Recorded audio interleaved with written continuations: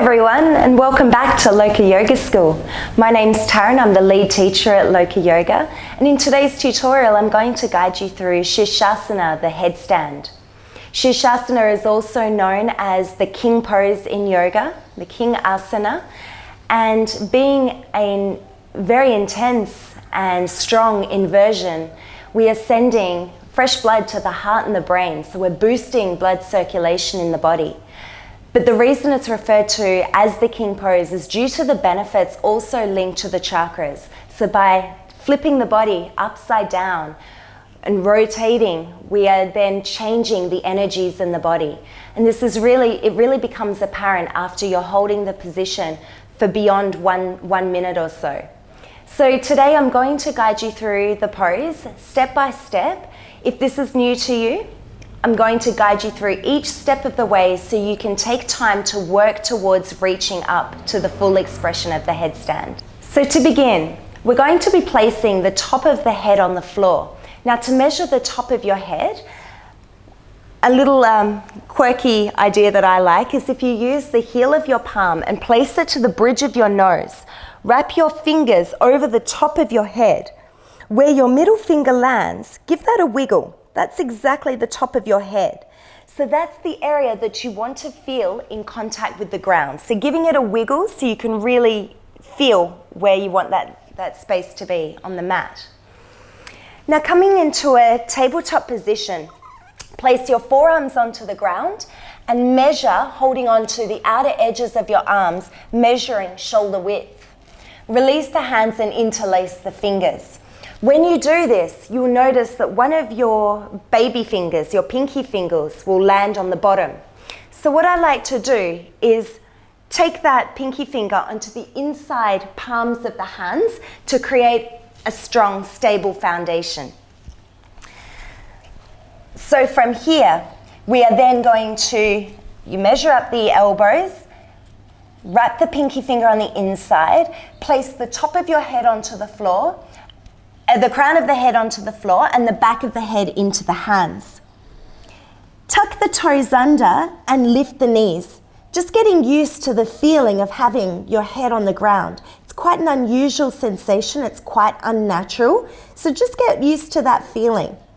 If it feels okay for you, you might like to walk your feet in a little bit closer towards the face, and you'll start to feel that this will really switch on the hamstrings. It's quite a nice stretch into the backs of the legs. Now, again, if you want to go a little bit further, bend one knee, taking the foot in towards the buttocks. And then switch sides. Try that for a little while, and maybe you can raise one knee, then the other. Keeping the knees hugged in nice and close to the chest, working with the core strength to really hold that position. When you're ready to come back down, from here, you can slowly lower your feet down towards the floor and rest in child pose. So if that variation starts to become quite easy for you, there's other levels that you can take to build on your core strength. So starting with the same foundation, holding onto the outer edges of the arms, finding that shoulder width distance, separating the palms of the hands, place the top of the head to the floor, the back of the head into the hands, and tuck the toes, walking the feet in. Now from here, you might be practicing with hugging the knees into the chest. But if you like to, you can start with straight legs and work your way up to a full headstand with straight legs. This is further and deepening the work in your core strength. And your option here, you can bend the knees, bringing the soles of the feet closer towards the hips or the groin. Maybe separate the feet if you want to.